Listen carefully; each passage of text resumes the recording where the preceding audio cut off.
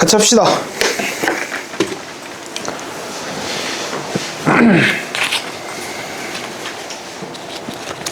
할게요. 54페이지. 다시 한번 말하지만 불친절하고 이해가 생각보다 어렵습니다.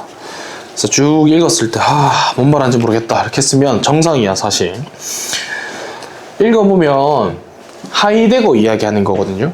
그래서 하이데거 철학이 뭔지를 제가 미리 말씀을 드릴게요. 그걸 알고 이걸 읽으면 쉬워요. 그리고 하이데거는 앞으로도 꾸준히 마주할 확률이 높기 때문에 대충은 알고 있으면 좋습니다. 그러니까 하이데거 철학이 뭐냐, 되게 간단하게 말하면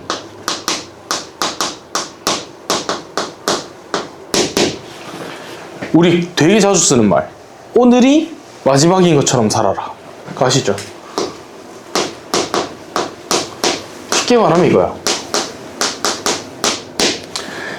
오늘이 마지막이면 뭐 할래? 이러면 생각보다 예쁜 대답이 안 나와. 너 오늘 마지막이면 뭐 할래? 오늘이 네 인생 마지막이야.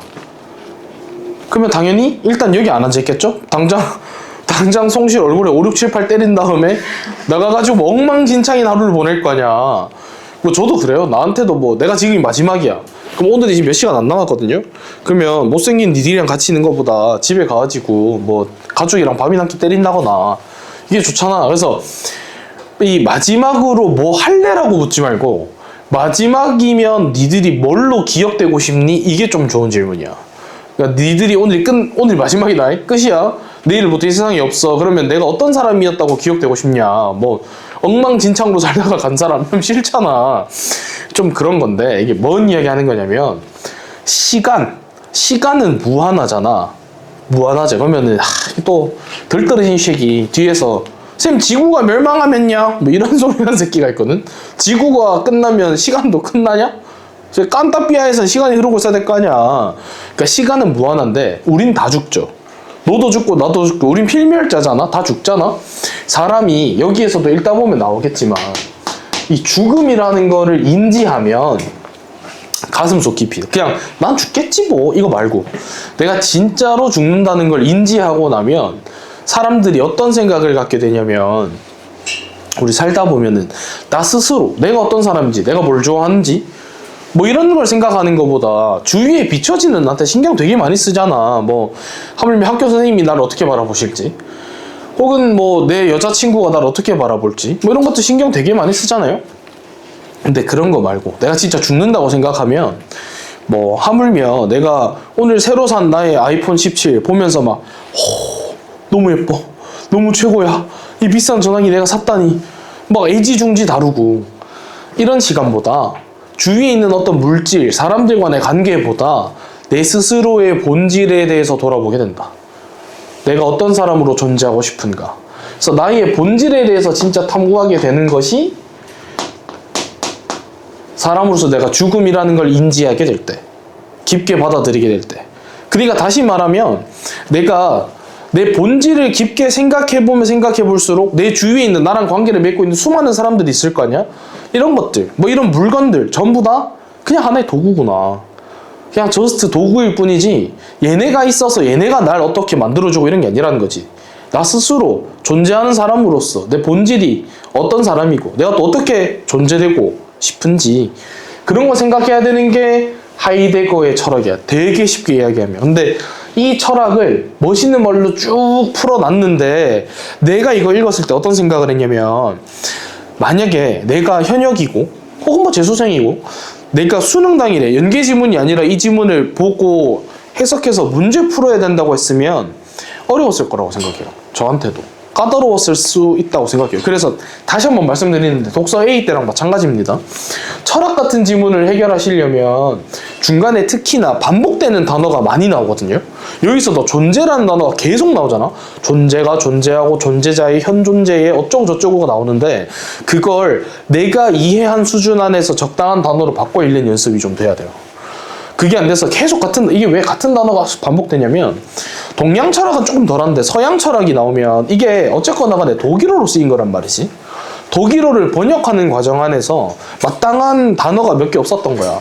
그래서 비슷한 단어가 계속 나오니까 사람들이 머리가 붕괴돼. 뭔 소리 하는 거지? 존재가 존재하고 존재가 존재자고 현 존재가 뭐지? 이렇게 된단 말이야. 그래서 적당히 내가 생각하는 올바른 단어로 바꿔 읽는 연습이 돼야 된다. 오케이, 같이 가보겠습니다.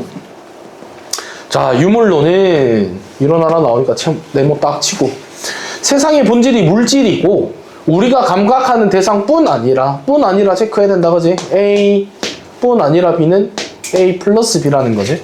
A, B 둘 다입니다. 감각하는 대상은 물론이고 의식, 정신 같은 모든 것들이 뭐래? 객관적 물질의 산물일 뿐입니다. 그러면 정리하면 이런 거야. 쉽게 정리할게. 유물론에서 말하는 본질은 물질입니다. 간단하죠? 오케이. 한편 딴 이야기 한다는 거야. 주관적 관념론이라는 것도 있어요. 주관적 관념론은 세상의 본질은 정신이고 외부 세계는 인간의 의식 속에서만 존재한다. 의식 속에서만 존재한다. 그러면 주관적 관념론. 이렇게 쓸게요. 간단하게. 이 사람들이 말하는 본질은 뭐래? 정신이래. 됐나요? 첫 번째로 두 개의 차이점이 보이지? 유물론에서 본질은 물질이야. 그리고 주관적 관념론, 줄여서 그냥 주관론이라고 할게요. 주관론에서는 본질은 정신이야. 하이데거는 그 두 입장, 유물론과 주관론을 전부 다 뭐 했대? 거부했대요. 읽어보셔서 아시겠지만 결국 이거 틀렸어 라고 이야기하는 하이데거 이야기를 하는 거거든요. 틀렸다고 이야기하는 하이데거 이야기 할 거야. 그럼 하이데거가 이게 왜 틀렸다고 주장하는지에 대해서 이야기해줘야 되죠. 여기서부터. 그럼 내가 여기를 읽을 때 그냥 막무가내로 내용 정리해야지 이게 아니라 왜 아니라고 했지를 중심으로 읽는 거야. 왜 아니라고 했지? 그는 유물론이 인간을 다른 대상이랑 똑같이 물질적 대상이라고 여기는 것이 잘못됐다라고 했어요. 왜? 유물론의 본질은 물질이라 그랬거든. 그래서 여기서 알 수 있는 건 유물론에서는 인간도 다른 어떤 물건들과 똑같이 그냥 물질적인 대상, 물건이라고 여겼구나. 그리고 그게 하이데거는 싫었네 이거야. 됐지? 두 가지 정보를 같이 가지고 와야 돼. 인간은 자신의 존재에 대해서 의문을 가질 수 있다는 점에서 다른 애들이랑은 다르지 라고 하이데거가 주장했다는 거야. 실제로 사람만 이런 생각을 할 수 있잖아. 내 존재에 대해서 의문을 가지는 거. 뭐 토끼가 할 수 있어? 고양이가 할 수 있어? 우리 집 뽀삐가 할 수 있나? 못한단 말이지. 분필이 할 수 있나? 칠판이 할 수 있나? 아니야. 사람만 할 수 있잖아. 그러니까 하이데거는 야, 유물론 너네 틀렸어. 사람은 달라. 사람만 할 수 있는 게 있잖아 라고 했다는 거야. 또 세계 속에 있는 사물의 의미가 세계와 분리된 인간에 의해서 어떻게 구성되는지 탐구한, 보세요. 계속 나오는 패턴인데 뒤에 있는 걸 앞에가 설명하는 거거든요. 옛날처럼 주관적 관념론은 이거 이런 탐구했어 이게 아니야. 세계 속의 사물의 의미가 세계와 뭐랑 분리된, 세계랑 떨어져 있는 인간에게 어떻게 구성되는 건지를 탐구한 게 주관적 관념론인데, 그는 사물의 의미가 인간에 의해서 구성되는 것이 아니고 인간이 사물을 어떻게 인식함? 이것이 아닌 사물이 존재하는 방식에 주목해야 된다 이렇게 봤어요. 자, 정리. 하이데거가 유물론이 틀렸다고 하는 이유는 사람을 왜 다 똑같은 물질 중에 하나라고 생각해? 틀렸어. 사람은 자기의 존재가 어떠한지 생각할 수 있는 유일한 존재이기 때문에 똑같은 물질이랑 똑같이 치부하는 건 틀렸어. 그 다음에 하이데거 입장에서 주관적 관념론은 또 왜 틀렸어? 사물의 의미가 인간들에 의해서 구성되는 것이 아니고 인간이 사물을 어떻게 인식하는지가 중요한 것이 아니고 사물이 존재하는 그 자체에 대해서 주목해야 돼. 사물은 그냥 사물대로 존재하는 거지, 나아가 인간이 그 의미를 구성하고 인식하는 게 어떻게 인식하고 있는지가 중요한 게 아니야 이렇게 했다는 거야. 그래서 니들은 둘 다 틀렸어 이렇게 했대요. 그는 인간이 사물의 의미를 지각하는 것이 아니라 계속 나오거든요. 체크해야 돼요. A 아니라 B는 무조건 체크야. 인간이 사물의 의미를 뭐 따지자면 제 손에 들리는 게 뭐 분필이니까 이 분필의 의미를 지각하는 게 아니고 세계 속에 함께 속해 있는 인간과 사물이 어떻게 관계 맺는가에 따라서 다양한 모습으로 존재한대. 여기서 차이점 봐봐. 주관적 관념론에서는 분리됐다 그랬는데 여기에서 뭐라 그랬냐면 함께 속해 있다 그랬어요. 하이데거랑 차이점이 있지? 차이점은 짚으면서 가야 돼요. 감각되는 사물은 감각하는 나와 분리될 수 없다. 다시 한 번 더 말해주지? 그러면 선지 구성한다는 거야. 분리할 수 없음, 함께 있음, 분리할 수 없는 관계임. 계속 반복되고 있으니까 선지 구성하겠다는 뜻입니다. 오케이. 그의 관점이 잘 드러난대요. 하이데거 관점이 이거랍니다. 됐나요? 그래서 가볼게요.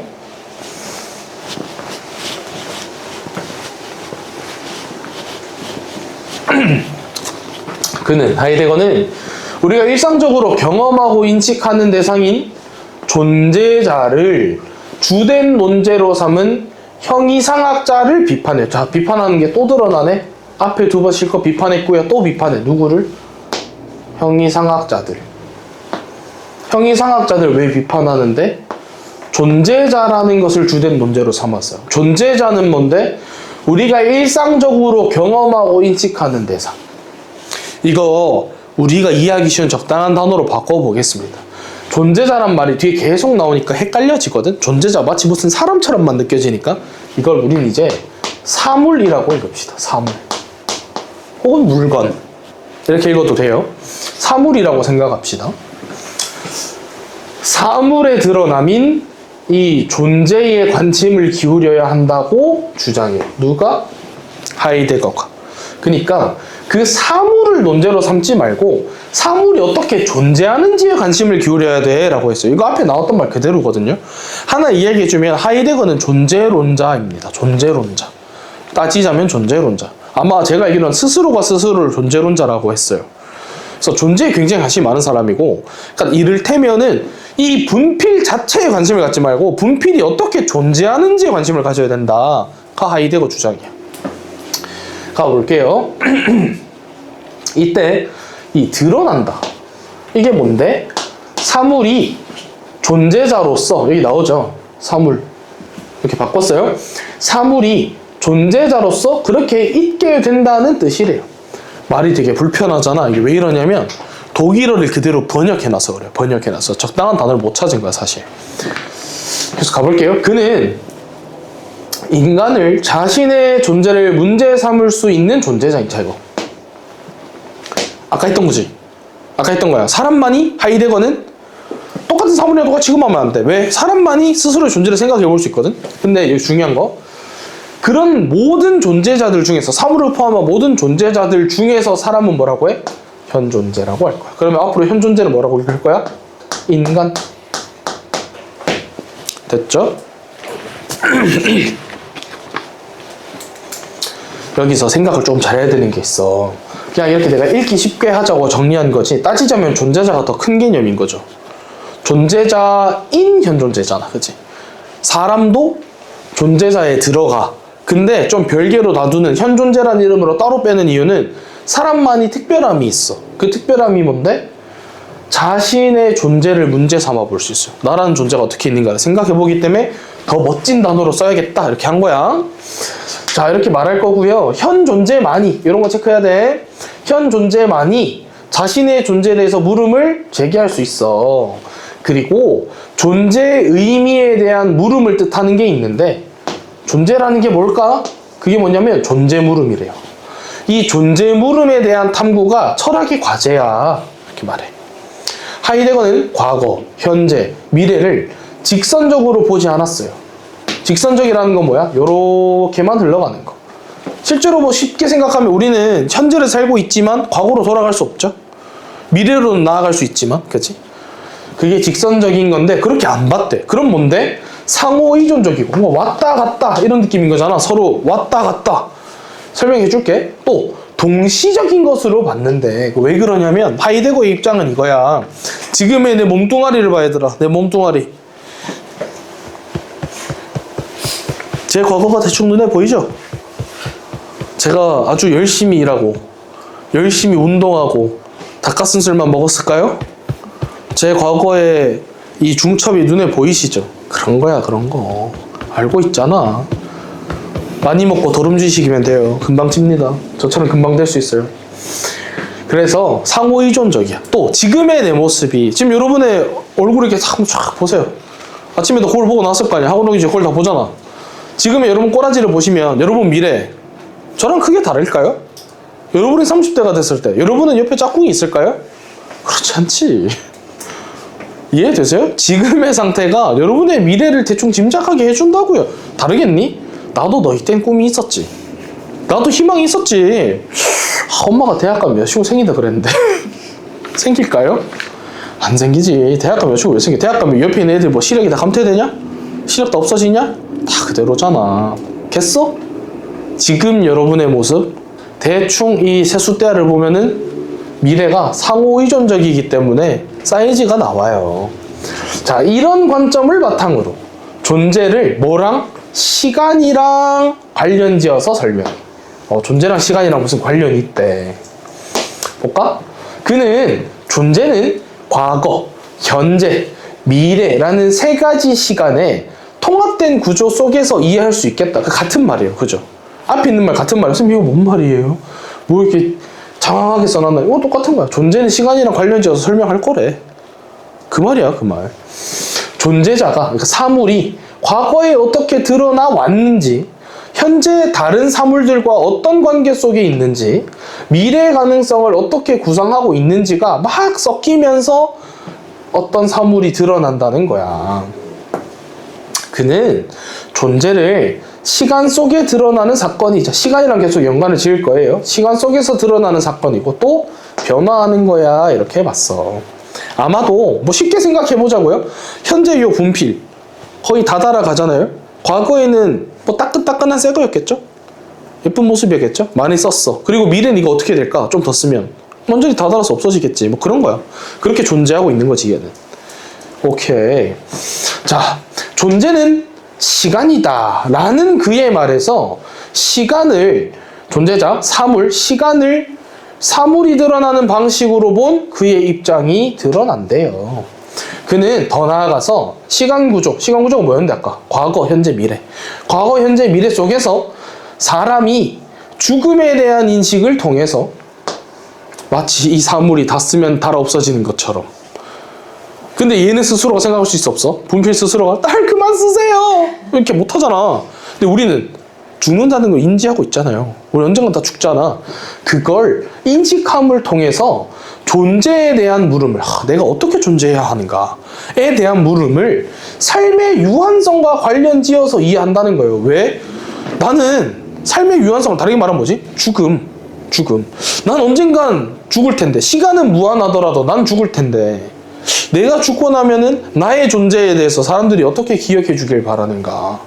내가 영원 불멸이 존재할 수 있는 건 아니니까 여기에 뭐 그런 생각을 하게 될 거다.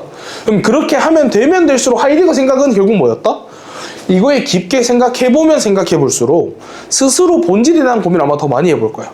남이 보는 나, 내가 갖고 있는 물건들, 이런 것들이 날 대변해 줄 수 있는 게 아니다. 뭐 우리 되게 좋은 거에 집착하잖아요. 좋은 집, 좋은 차, 이런 게 뭐 좋은 가방, 이게 중요한 게 아니야. 나 스스로가 어떻게 나의 본질에 대해서 생각해보게 될 거야. 그게 중요한 거야 라는 게 하이데거의 생각이에요. 됐나요? 오케이. 그는 사물을 시간과 동떨어진 채 있는 정적인 실체로 간주하고 이것을 분석하려 한 누구? 서양 전통 철학. 이것만 봐도 사실 눈에 좀 보이거든요. 보세요. 하이데거가 뭐라 그랬어? 존재자는 시간과 동떨어진 채로 있는 건가요? 아니라며. 시간이랑 같이 생각하자며. 그래서 방금 그랬잖아. 분필이 과거에는 새 거였을 것이고 지금은 좀 따랐고 미래는 아마 다 없어질 것이다. 그런 모습으로 존재할 것이다. 시간과 연관지어 생각해야 되는 게 하이데거. 그치? 그러니까 하이데거는 서양 철학이 존재하는 것과, 그러니까 어떤 사물들과 시간은 따로 생각해야 돼 라고 하는 거 찬성하겠니? 찬성 못하겠니? 못하겠죠. 하이데거는 시간이랑 존재를 같이 생각해야 된다는 생각이 사람이잖아.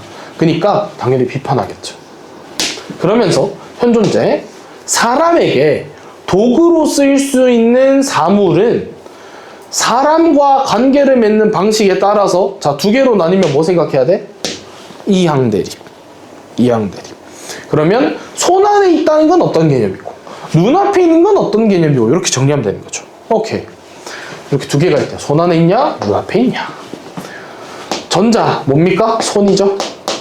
손 안에 있다는 것은 사물이 객관화된 대상으로 인식되지 않았고 어떤 목적이랑 용도에 따라서 사람에게 사용되는 것이고 졸라 간단하게 말하면 뭐야? 쓸모 있냐? 나에게 지금 쓸모가 있냐? 이렇게 보겠다는 거야. 손 안에 있다는 것, 내가 어떤 용도로, 어떤 쓰임으로 이걸 쓰고 있느냐? 다음에 후자는 뭡니까? 눈앞에 있는 것. 눈앞에 있다는 표현은 사물이 도구적인 맥락에서 벗어났고요. 그냥 객관화된 대상으로 인식이 되는 거래요. 어려울까봐 진짜 괜찮은 예시를 가지고 오거든요. 망치. 보세요. 망치로 못을 박을 거야. 망치는 지금 우리에게 어떤 쓰임을 받지? 망치로 못을 때려 박는. 나에게 지금 쓸모가 있어 없어? 있어. 쓸모가 있잖아. 망치를 때려 박을 때 자꾸 망치를 때려 박는데 못을 때려 박을 때 망치를 쓸 거잖아. 그럼 망치는 나에게 지금 쓸모가 있죠. 그러니까 나한테 지금 손 안에 있다고 생각하게 되는 거지. 오케이? 읽어보면 우리는 망치로 못을 박을 때 망치라는 도구를 봐봐. 객관적인 대상으로 인식하기보다 못 박는 행위에 집중한다고. 너네 못 박으려고 망치 갖고 왔어. 그 다음에 그 망치 보면서 우와 이거 대가리는 무슨 철 얼마나 배합해서 만든 것 같고 야 길이는 몇 센치고 무게는 몇 그램이고 이게 지금 객관화된 대상으로 인식하는 거잖아요. 그렇게 하냐고. 망치 갖고 와서 그 연병 떨려고 나서 와 이거 한 다음에 깡깡깡 이렇게 할 거야? 아니잖아. 나 그냥 지금 당장 나한테 쓸모 있냐 없냐 이게 중요한 거잖아. 나의 쓸모는 망치가 빨리 여기 튀어나온 못을 박아줬으면 좋겠다는 거잖아. 그치? 그거고 이것은 망치가 손 안에 있으므로 현존재와 관계를 맺는 거래요. 손 안에 있는 건 결국 현존재, 사람에게 쓸모로서 다가온 도구. 필요해서 가지고 온 거야. 필요해서. 자, 이때 망치는 현존재에게 뭐라 그럽니까? 쓸모 있는 도구예요. 아하. 손 안에 있다는 건 사람이 쓸모 있어서 가지고 온 도구를 말하는구나. 됐죠? 한편 망치가 박살났어. 더 이상 못 쓰게 돼. 그럼 망치 쓸모 있어 없어? 없어요. 쓸모가 있는 도구가 아니다. 다시 말하면 쓸모 없는 도구가 돼. 그럼 이제 뭐가 돼? 그냥 인식의 대상이 되는 거야. 부러지고 나면 그냥 이렇게 옆에 둘 거 아니야? 그럼 더 이상 내가 쟤를 필요로 쓰는 게 아니라 손에 들고 필요 있어서 쓰는 게 아니라 그냥 저기 놔두고 눈으로 바라보겠죠. 그래서 저 망치 저거 부러진 꼬라져 보니까 저 모가지가 저 나무로 연결돼 있었네. 뭐 이렇게 생각할 거 아닙니까? 그냥 그때 비로소 인식의 대상이 되어가지고 눈앞에 있다고 표현하겠다는 거네. 됐습니까? 두 개 차이. 구분되죠? 눈앞에 있는 거 쓸모 있음. 뭐라는 거야? 손 안에 있음? 쓸모 있어. 눈앞에 있다는 건 쓸모 없어. 됐죠? 오케이. 자, 도구로 쓰이는 존재자. 그게 뭔데? 도구적 존재자. 우린 쉽게 다른 말로 바꿨다 그치? 그냥 사물. 사물이 도구로 기능을 못하게 되면 사물과 사람의 관계가 달라져요. 달라지죠? 쓸모 있을 때는 현존재라는 사람에게는 저 존재자가 손 안에 있는 대상이었고 부러져서 더 이상 쓸모가 없어졌어. 그러면 그 존재자는 현존재라는 이 사람 나에게 그냥 쓸모없는 눈앞에 있는 존재 이렇게 되는 것이. 됐나요? 이렇게 했대요. 하이데거 아저씨가 그랬대. 하이데거는 정통 철학이 사물을 눈앞에 있음으로만 보려고 했대요. 그러니까 하이데거 어떻게 생각해? 아니야. 손 안에 있는 것과 눈앞에 있는 건 달라라고 주장해야 되는 거기 때문에 당연히 비판하겠죠. 틀렸어. 실제로 대부분의 사물은 그냥 가만히 놔두고 관찰되는 것이 아니라 얘는 아니래. A 아니라 B 체크해야 된다 그랬잖아. 너네 아이폰 17 샀어. 우와 쭈와 아이폰 17 프로 존나 섹시하네. 와 우리 가만히 놔두냐? 쓰려고 산 거 아니야? 전화하고 카톡하고 뭐 그러려고 쓴 거잖아. 사용해야 되는 거지. 그러니까 대부분 우리가 어떤 물건을 산다거나 본다거나 대부분 뭐 옷도 그렇고 입으려고 사는 거지. 옷 집에 쫙 걸어 우와 우와 쭈와 우 존나 멋있다 이발통 이러냐고. 존나 이상하잖아. 대부분의 사람은 그냥 관찰되는 게 아니고요. 손 안에 있음으로 경험해요. 손 안에 있음으로. 다시 말해서 뭐예요? 손 안에 있는 게 쓸모 있는 도구로서 우리는 그것을 경험하게 된다고. 이거 좀 동의가 되죠. 좀 동의가 돼. 그래서 사실 제가 철학 지문 진짜 매년 많이 하지만 하이데거 지문이 어려운 것 같으면서도 지금 우리의 사상에는 그나마 가장 가까운 철학이긴 해. 좀 현실적이야. 되게 현실적이야. 하이데거는 이런 주장을 통해서 존재자가 드러나는 방식, 그러니까 사물이 드러나는 방식이 다양할 수 있어. 전통 철학 니들이 말하는 것처럼 그냥 이렇게 똥 하고 존재하는 것만 있는 게 아니야 라고 이야기했대요. 갑시다. 힘내 눈에 힘줘라 얘들아. 정신 차려. 정신 차려. 해야지. 해야 돼. 이거 술이 나오면 어떡할래. 하이데거는 사람이 세계를 이해하는 틀인 실존적 지평이라는 걸 가지고 있고 사물은 이러한 실존적 지평 안에 드러나는 거야 라고 생각했대요. 그는 이성을 너무 많이 강조한 서양의 전통 철학이 지성적인 사유, 그러니까 머리로 하는 생각, 이것을 통해서 경험의 한계를 넘어서는 실체를 탐구하려고 했다고 또 비판합니다. 그러면 뭐겠어? 이거 안 된다는 거지. 야, 경험의 한계를 어떻게 넘어서냐? 경험해야 그것을 탐구하지 라고 하는 게 하이데거의 생각이거든요. 그래서 존재를 현존재 뭐랑? 경험이 중요하다고 생각해. 아까 바로 앞에서도 그랬잖아요. 여기에서도. 손 안에 있음으로 경험되는 거야. 그치? 사람이 어떤 사물을 존재한다는 걸 느끼는 건 대부분 그냥 저기 놔두고 멀리서 보는 게 아니라 내가 손으로 경험함으로써 알게 된다 그랬는데 똑같은 이야기야. 경험을 안 해보고 생각만으로 어떻게 그걸 탐구하니? 경험을 해봐야 알지? 라는 게 하이데거의 이야기인 거야. 예를 들어주는데 우리가 빨간색 꽃이다 라고 부르는 꽃은 생명동물한테는 빨갛게 안 보일 수도 있잖아요. 따라서 이거 뒤에 중요하다 그랬어. 이 꽃이 불다라는 명제의 참거짓을 따지는 것은 뭐야? 내가 그것을 본 경험에 있어.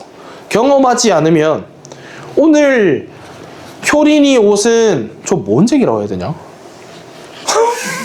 뭐지? 뭐 군뱅이색이다. 저로 할게요 그냥. 연경이 옷은 오늘 깜장색이다 이렇게 해. 그러면 내가 연경이 못 봤어. 그럼 이게 참거짓인지 알 수 있습니까? 없습니까?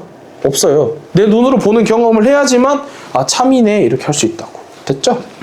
그래서 경험이 중요하다는 이야기 하는 거야.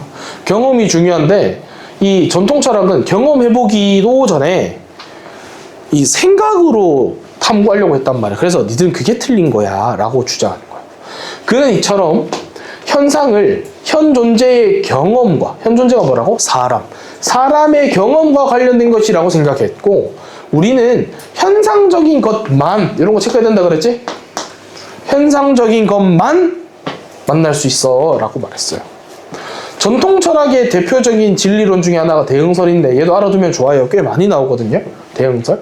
얘는 뭐냐면 하나의 논리 명제가 그것에 대응하는 실제 사태를 가지고 있으면 참, 아니면 거짓 이렇게 보는 게 대응설이거든. 하지만 하이데거는 역시나 대응설도 비판합니다. 우리가 바라보는 사물은 계속 똑같은 말이에요. 객관적인 실체에만 갇히는 것이 아니야. 우리랑 만나서 드러나는 존재자야. 이거 뭐라고? 아까 있었던 단어를 가지고 오면 우리와 관계 속에서. 우리랑 관계가 있어야 그 사물이 존재하는 거야. 이렇게 생각했다고요. 하지만 그가 현상이 그럼 존재의 전부라고 봤냐? 또 그건 아니야. 현상이 전부냐? 그건 아니야. 그는 현상을 통해서 존재자가 드러나는 동시에, 그러니까 사물이 드러나는 동시에 또 현상과 동일시될 수 없는 존재의 어떤 모습이 숨겨져 있어 라고 했어요. 그러니까 드러나는 게 전부 다는 아니라고 봤다고. 숨어있는 무언가도 있어. 사물이 특정 방식으로 드러남으로써 다른 존재의 가능성이 동시에 또 숨겨지는 게 좀 있어 라고 봤대요. 드러나는 게 전부 다는 아니라고 그랬다고. 오케이, 갑시다. 마무리할게요. 하이데거는요 20세기에 영향을 정말 많이 준 철학자야. 왜냐면 서양의 전통 철학의 기반이었는 게 형이상학인데 얘네한테 틀렸다고 강하게 비판했잖아. 그래서 새로운 시각을 줬고요. 또 새로운 관점에서 존재가 무엇인지 생각해보게 됐다 이거지. 존재에 대한 그의 관점에 대해서 너무 사람 중심으로 대상을 이해하고 사람 말고 그냥 전부 다 부차적인 존재자로 여기는 거 아니야? 라고 비판하는 사람도 있어요. 항상 그러잖아. 사물은 뭐 객관적으로 저기 있는 게 아니라 존재하는 게 아니라 무슨 사람이 손으로 써가지고 내 손 안에 있어서 경험이 있어요. 사람과 관계를 맺어야 얘가 비로소 무슨 존재하고 이런 식이잖아. 그럼 얘는 뭐 아무것도 아닌가요? 사람 중심인 거 아니에요? 너무? 라고 비판하기도 한데 하지만 세계가 객관적으로 주어진 게 아니고 인간이 대상과 만나는 과정에서 어떤 사물이나 존재자라는 것이 드러난다는 그의 주장은 세계에 대한 우리의 이해를 넓혀준다는데 의의가 있었대요. 마지막 말도 되게 까다롭다 생각하는데 우리한테도 물어보면 사실 대답이 하이데거랑 비슷할걸? 상민아, 세계는 객관적이야? 객관적이라는 건 모두에게 똑같은 의미로 존재하는 거야? 전 세계에 있는 모든 사람들에게? 전 세계에 있는 모든 물건들이? 아닐 것 같잖아. 이 분필 니들한테 무슨 의미가 있는데? 아무런 의미 없는 거 아니야 사실? 이 교실 전체에서 우린 다 현존재이자 존재자죠. 하지만 이 분필이라는 존재에게 의미를 부여할 수 있는 건 사실 저밖에 없는 거 아닌가요? 여러분한테는 이거 아무 의미 없잖아. 나한테는 이게 없으면 수업이 진행이 안 되는 되게 꼭 쓸모가 있는 존재인 것이고. 오케이? 뭐 북한에 사는 저기 쥐돌이랑 여기 살고 있는 상빈이랑 아이스크림 하나가 가치가 또 완전히 다를 거 아닙니까? 존재의 의미가 완전히 다르겠죠. 그래서 사실 세계가 객관적으로 주어진 것이 아니라는 것을 우리가 생각하게 되는 것. 그리고 그런 존재자들이 어떤 의미가 있고 어떻게 존재하는지는 결국 인간이랑 그 어떤 대상이랑 만나는 과정에서 이게 뭐야? 아까부터 계속 말하는 관계. 어떤 관계가 생기면서 그 존재자가 드러난다. 계속 그랬잖아. 그런데 의의가 있다. 됐나요? 봅시다. 58페이지. 아까보다 훨씬 쉽죠? 예술 지문이고 어제 이거 단어가 말이 안 되는 거야 계속. 계속 뭐라 했더라? 미니멀리랬나? 말이 안 돼 자꾸 어제. 미니멀리즘 가겠습니다. 자, 미니멀리즘 음악은 1960년대 이후에 미국에서 태동한 현대음악의 흐름이고요. 라몬 떼영, 테리 라일리, 스티브 라이히, 필립 글래스 같은 작곡가가 있대요. 이들은 소수의 음역이나 단순한 패턴을 반복하는 형식으로 기존 음악의 복잡한 서사랑 화성전개를 축소했다. 이랬으니까 정리하면서 갑시다. 이 미니멀리즘 음악은 소수의 음역 요걸 사용하고요. 또 단순한 패턴 얘를 사용해 차이점으로 따지자면 기존 음악은 복잡하고 화성전개를 과감하게 쓰는데 그것을 축소했다. 됐나요? 그래서 원하는 바가 뭔데? 감상자가, 음악 듣는 우리가 소리 그 자체를 경험하도록 유도하고 싶었어요. 간단하죠? 어려운 게 없어. 가자. 자, 전통적인 서양 음악에서 반복하는 거는요, 주제를 강조해서 이것을 서사적으로 강화하기 위해 썼대요. 예를 들어주는데 제시부, 발전부, 재연부로 구성된 게 소나타 형식이고요. 제시부에서 등장한 이 주제라는 애가 발전부에서 변주되다가 재연부에서 제시부에 등장한 형태 그대로 다시 돌아감으로써 작곡자가 설정한 주제를 확인하고 강화하는 구조랍니다. 그러니까 이 전통적인 서양 음악 그리고 미니멀리즘 이렇게 해놓고 사실 비교표 만들어 놓기가 되게 쉽게 구성되어 있거든요. 그래서 쭉 밑으로 그냥 나열해 가면서 정리하면 될 것 같고요.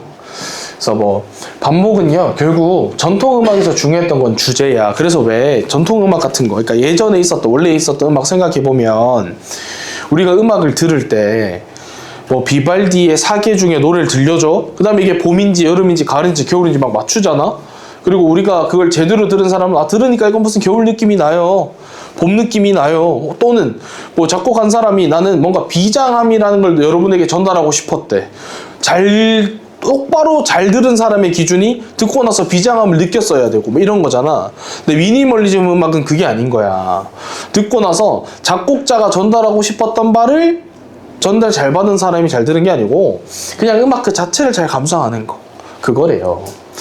철학자 들레즈 표현을 빌리면요. 이와 같은 것의 반복이라는 것에서는 같은 것의 반복에서는 특정 주제가 중심이고 계속 주제라는 단어가 반복돼서 지금 줄쳐놓은 겁니다. 음악의 각 부분은 그 주제를 재확인하는 역할이다 이랬어요. 여기까지가 쭉 뭐야?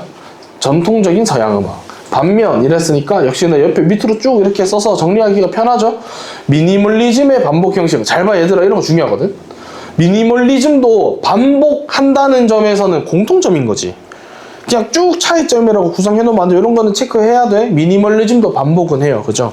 이건 공통점인데 차이를 생성하는 반복이라는 걸 해요. 이런 점이 차이점인 것이고 반복한다는 점에서는 공통점이에요. 표면적으로 똑같아 보이는 음형이 끊임없이 반복되지만 음색, 강세 같은 아주 미세한 차이가 있어서 감상자는 새로운 음악적 사건을 지속적으로 만나요. 마치 천천히 돌아가는 만화경처럼 반복되는 패턴 안에서 또 새로운 패턴이 드러나는 거다. 이래. 만화경. 제가 봤을 때 이거 아마 봤을 것 같은 애가 거의 없긴 하거든요. 해외여행 좀 다녀본 사람은 봤을 수도 있는데 왜 그 해외여행 가면 되게 예쁘고 특히 유럽이나 이런 데 가면 그 기념품 샵 되게 예쁘잖아? 들어가면은 막 오르골 되게 많고 이래요. 그 옆에 만화경 같은 게 있거든요. 그게 뭐냐면 막 이렇게 생겼어. 좀 과장하면 좀 커. 이건 너무 큰데 이거보다 작아. 이렇게 띡해. 그래서 또롱또롱 이렇게 돌리는 거거든. 근데 애들이 기념품 샵이니까 뭐 잘 되나 안 되나 빨리빨리 보잖아. 근데 천천히 이렇게 돌려보잖아요. 그럼 똑같은 그림이 계속 나오는 게 아니라 옆에가 조금씩 바뀝니다. 실제로 틀린 그림처럼. 오케이?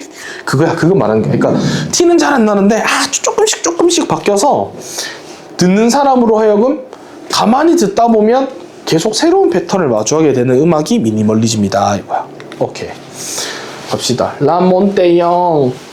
라몬테영의 컴포지션 1960 넘버 7은 이런 특징이 나타나는 사례래요. 연주자가요. 완전 오도 관계에 있는 B음과 이게 뭐냐? 파샵이냐? F샵의 음을 건반을 동시에 장기간 누르는 구조야. 그럼 뭐 하는 거야? 그냥 띵 이렇게 누른다는 거잖아. 띵 계속 누르는 거야. 좀 더 쉽네? 완전 오도는 정수비를 갖는 음의 간격으로 동시에 울리는 두 음은 뭐 이거 두 개겠죠?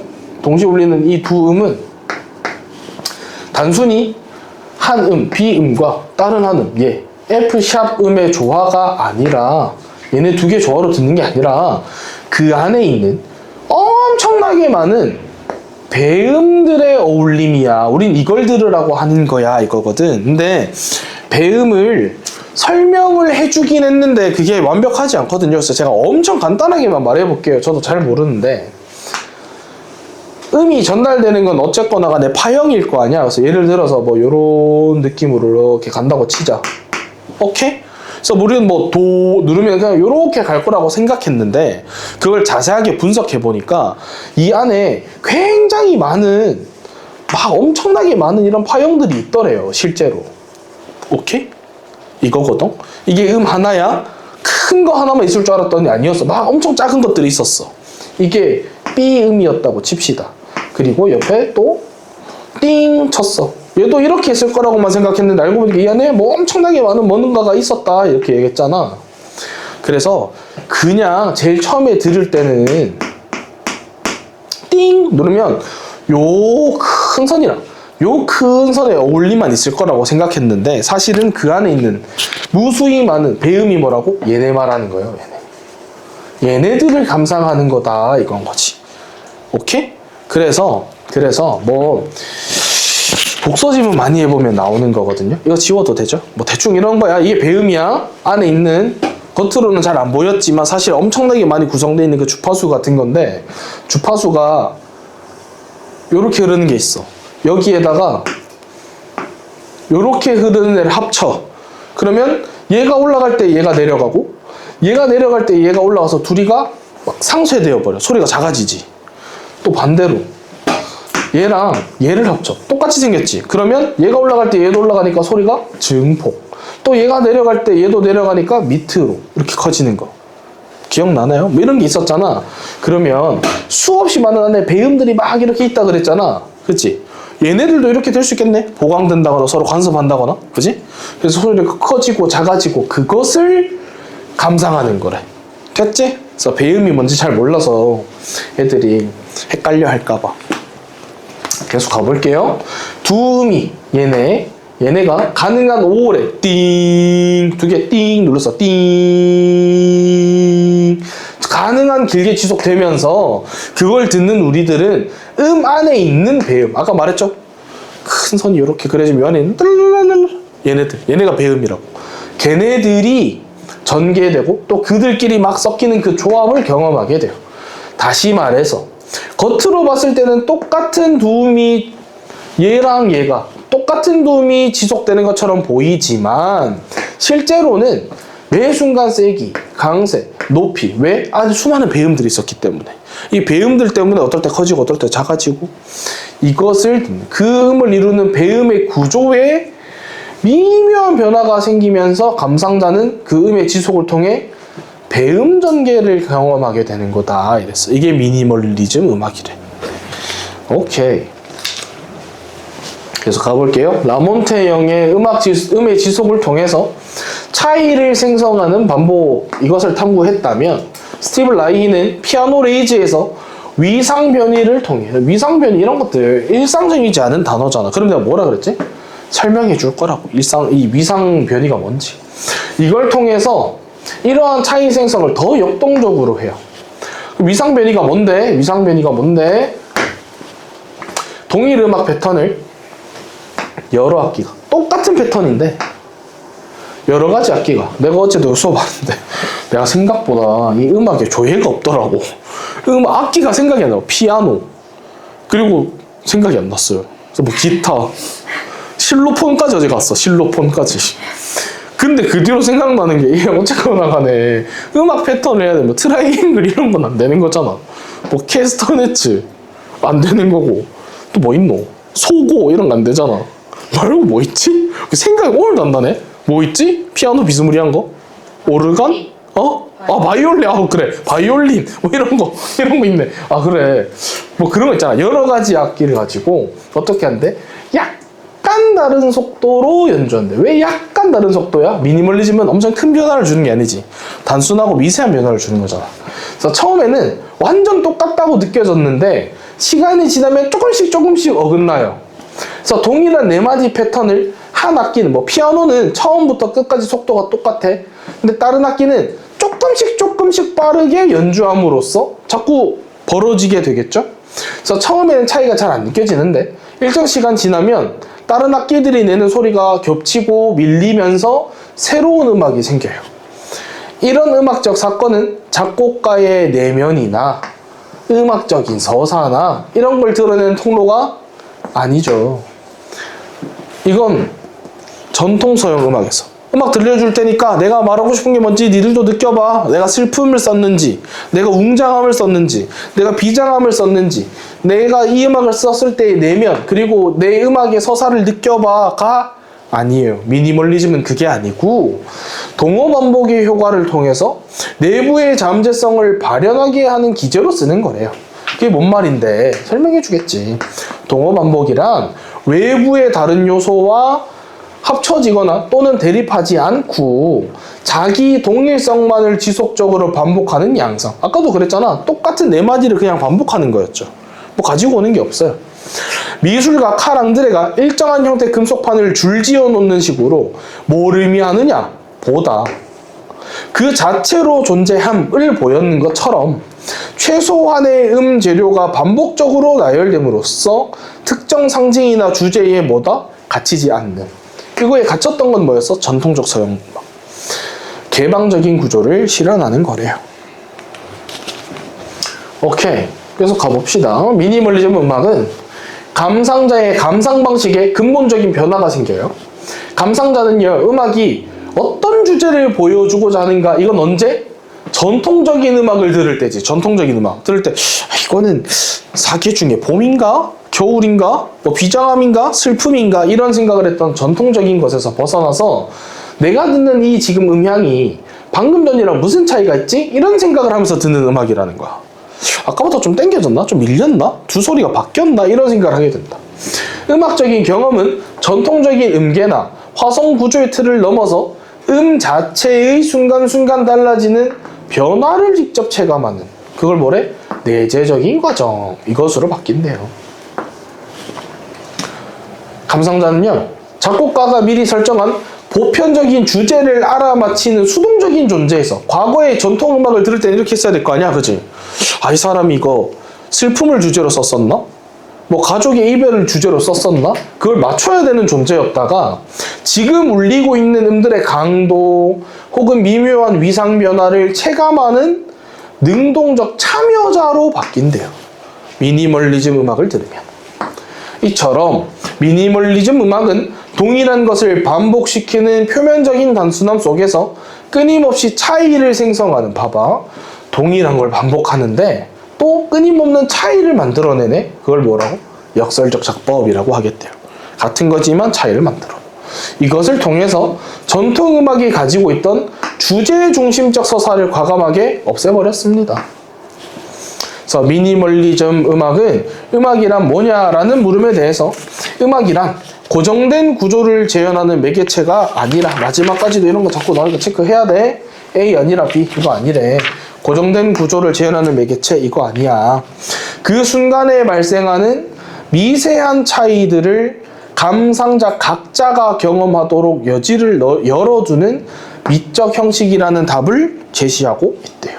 우리가 직접 듣고 이런 주제가, 이런 의미가, 이걸 생각하는 게 아니라 이렇구나, 이렇게 들리는구나, 저렇게 들리는구나, 좀 밀려 들리는구나, 땡겨 들리는구나, 이런 걸 생각하게 되는 미적 형식이다.